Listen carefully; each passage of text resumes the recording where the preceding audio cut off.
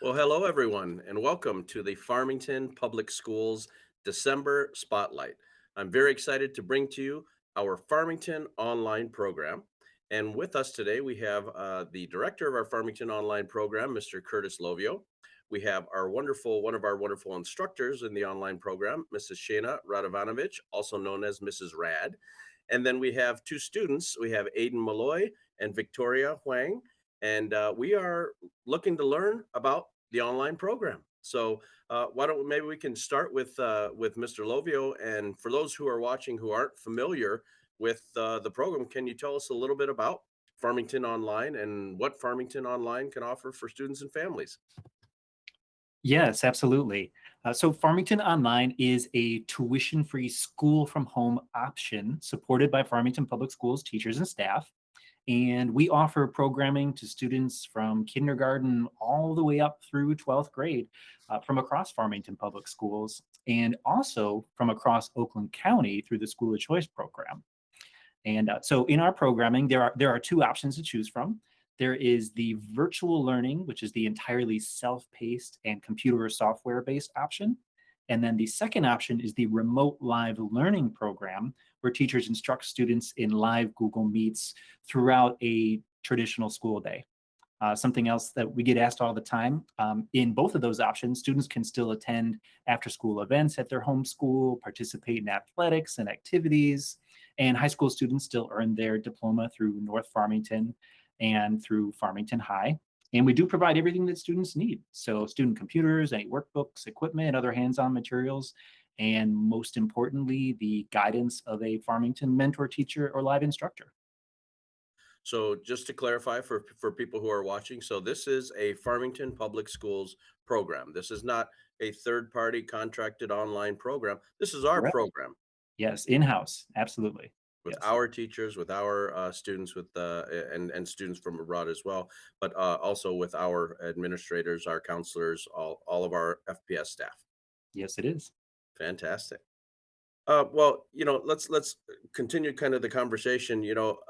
For anyone, during the pandemic, people had experience with online learning, and so how is online learning different now than maybe during the pandemic? Because during the pandemic, everybody had to do it for a while, but now things might look a little differently. So this would be a question for anybody, anybody on the spotlight. Yeah. So learning did take a lot of different forms during the pandemic, and really the difference now is that online learning, it's a full-time experience. All of our staff are specially trained and experienced with supporting that online learning, and students are receiving the same rigorous curriculum that in-person students receive. And one other item, a really key difference between then and now are the reasons why families participate in online learning. So the families that are with us now aren't there due to the pandemic.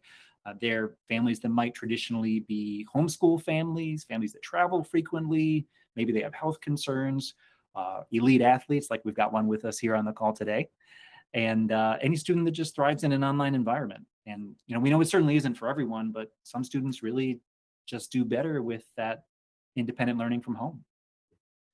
Let me ask Mrs. Rad. You taught during the pandemic. You're teaching now online. What are maybe some of the similarities and maybe some of the differences between those two eras, those two time frames? Well, I think, at the beginning, we were all kind of just thrown into that. Like I didn't even know remote learning, virtual learning existed prior to that event. And now I've learned that it is a thing, and it's something that we're finding that a lot of students are really successful with for a lot of the reasons that Mr. Lovio just listed. Um, and also we're finding that we have staff that are really enjoying learning some of these different teaching techniques that are digital, and being able to engage kids in a digital platform. Absolutely. Well, Mhm. let's talk to our students a little bit. We can start with Victoria. So, Victoria, I understand that you're quite the athlete. Can you tell us about your sport and what your schedule's like? Let's start with that. Yeah, so I am an ice dancer. I train full time at the rink. I spend most of my time at the rink during the school day. So when everybody is learning in class and in person, I'm on the ice and training or doing off the ice classes with coaches and like instructors. And then after that, it'd be when everybody's done with school is when my school day kind of starts at home and I'd like log in and do all my work like that. So how does the virtual learning program work for you? Can you talk to us about that method of learning and receiving your education? Yeah, it works so well for me because I have so much like kind of like freedom and like mobility to like do my schoolwork efficiently and like really take my time on it because I really need to focus on the rink when I'm on the ice. And Mhm. it also helps with all the traveling I do for skating as well because I have to like train in several locations and so it allows me to really focus on my skating career as well as do a great education. Okay. Well, just a little side note here. So, 30 years ago, when I started teaching, I taught high school and middle school, but I taught in Colorado Springs, Colorado. And if Oh, anyone knows about Colorado Springs is where the U.S. Olympic Training Center is.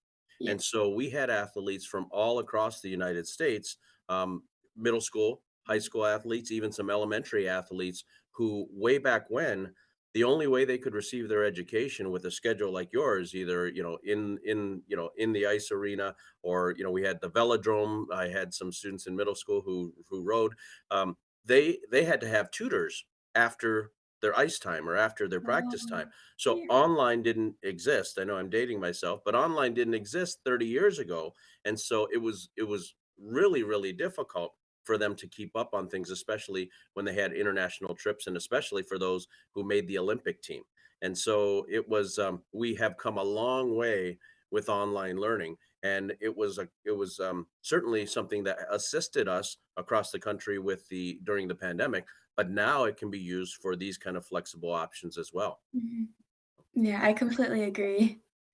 So let's talk to Aiden. So Aiden, what's it like being in the remote live learning program? So you're in the remote live one where you have well, in the business we call it synchronous, which means that a live teacher is teaching you just through the screen like we're talking now. So what's it like being in the remote live learning program?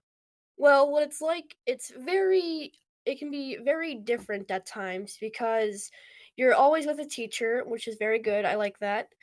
And it can also just be from a teacher to also breakout rooms, collaborating with other students and working on projects with other students, and overall just collaborating, talking, focusing with other kids and with a teacher. Can you tell us like what your typical day is like? So maybe walk us Yeah, through your schedule. And what grade are you in, Aiden? I'm in 7th grade. Okay, so you're seventh grade and you've got the remote live learning program. What's your schedule like? Well, the schedule can change. It's because we have this block scheduling, which means Monday and Thursday are first hour, third hour, fifth hour, Okay. and Thursday on Tuesday and Friday are second hour, fourth hour, and sixth hour, and Okay. Wednesday being all hours squished into one day. Oh, for like a catch-up day, so Yes, you can I touch guess you could base say with that. all of your teachers on Wednesday. Yes. Okay. And how does that work for you, in a block schedule? Well, it works very well for me because you are able to, let's say you are in math class and you are doing the assignment, and then let's say you get done, there's still that extra time left, that little extra time where if you're like, for example, are behind or missing an assignment, you're able to catch up and do some of that during math class. I see. So here we have two wonderful examples. So Aiden is in the remote live program, and Victoria, I assume you're in the business. We call it asynchronous, which means that you learn at your own pace at your own time. Is that accurate? So Victoria, can you tell us about what that's like? Like, how do you actually do your learning? What do you do? Now, like, pick a class and tell us how you access it after you get off the ice. So I'd get off the ice and kind of just log into, let's say, Ingenuity for a biotechnology class. And so most of the time there's like videos that you listen to and like take notes. And then after there'd be assignments, quizzes, maybe projects, and then at the end of the unit there'd be like unit assessments. So it's all very organized and laid out, and a lot of it's like easy to do on your own. And if you have any questions, like all the teachers are so helpful and like reply super fast to emails. Wonderful. So you find it user friendly, I would Yes. say. So, so you just a perfect segue. You talked about how nice your teachers are and how Mhm. responsive your teachers are. So, Mrs. Rad, what's it like being a virtual mentor teacher? And maybe talk to us about your schedule and how you support students and families.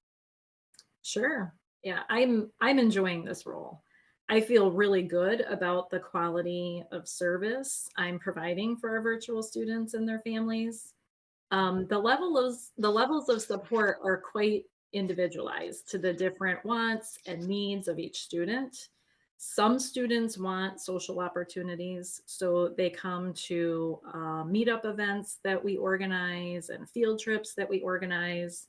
Um, some kids want enrichment activities, so they'll come to meets and participate in live lessons. Other students need academic support, so I have the ability to work with them one on one. Other students want me to help them stay accountable just with their pacing. Hmm. So we have regular progress check in meetings. Some kiddos just want time to chit chat and connect. And so we have meets for those too. It's wonderful to hear that there are opportunities, even kind of the field trips, and actually, it's kind of neat to meet in this session and then to meet in person.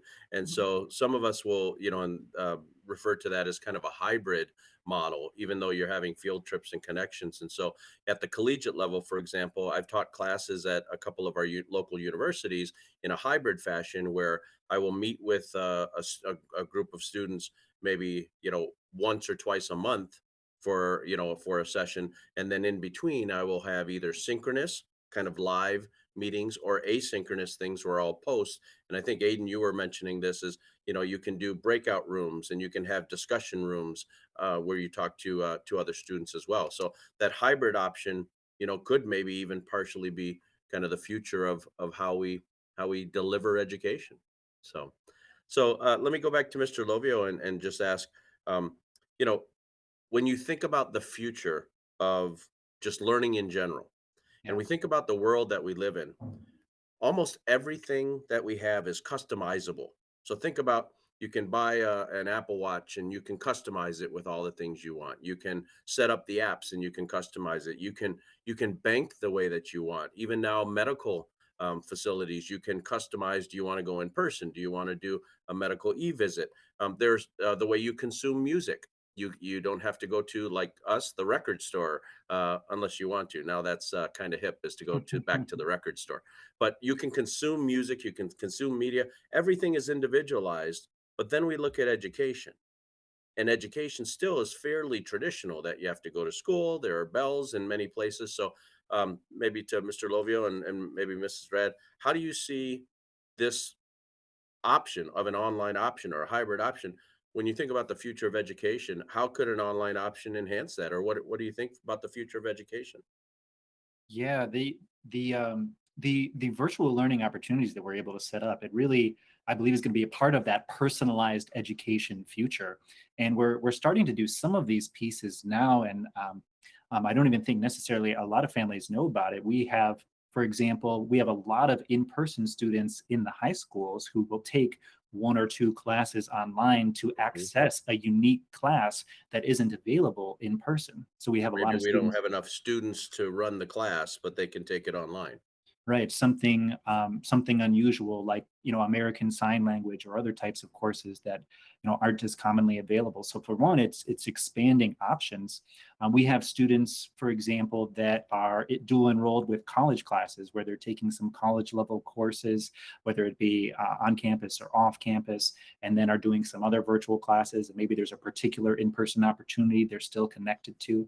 We have some students who are in some of our career focused partnerships where they're going to a culinary school in a partnership with the college for part of their day and part of their day online. So we're already starting to see this. It's starting to grow and develop and become more popular, where students are choosing their more of their own custom path. And virtual learning is just something that helps give families more tools to do that. Sure. Great. Mrs. Rad, what do you think about the future of teaching and how, how or if online learning might factor into that?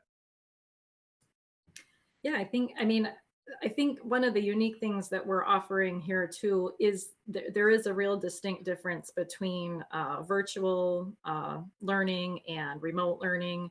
We've got kids who are really doing quite well at, independent, self-paced, just kind of working on a computer.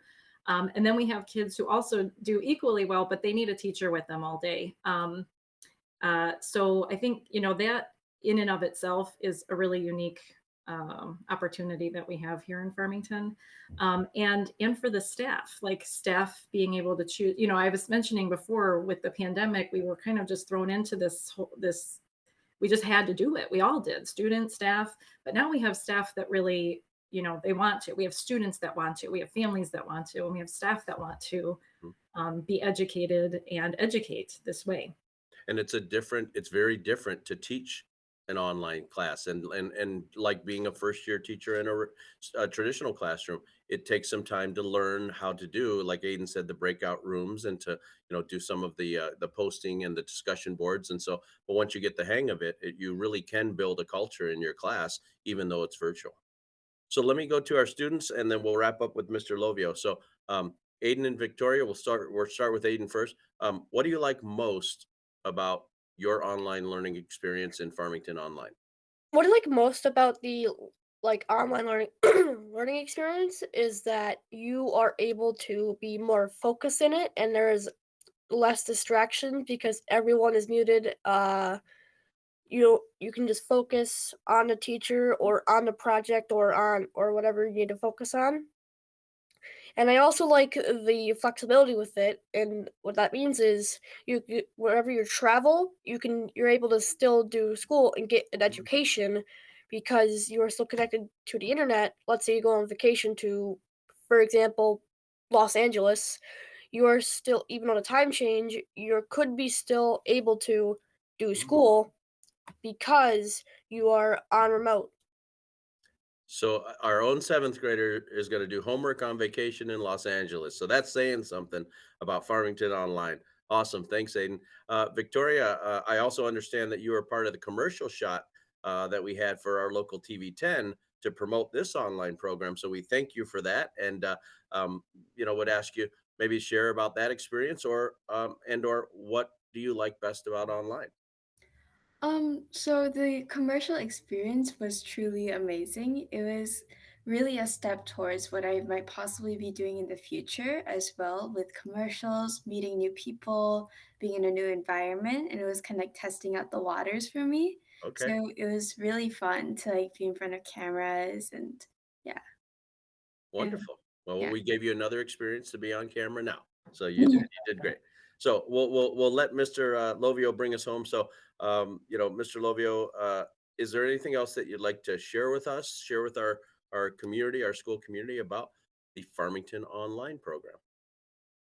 Sure. I would just say lastly, just that for any family that wants to learn more, we'd encourage you to visit our website by going to the Farmington Public Schools homepage and then under schools, select Farmington Online. You can see the commercial there too if you like. Awesome. Well, thank you so very much to Mrs. Rad, to Aiden, to Victoria, and to Mr. Lovio. Thank you so much for being our December Farmington Public Schools Spotlight, and I wish you all a very happy holidays.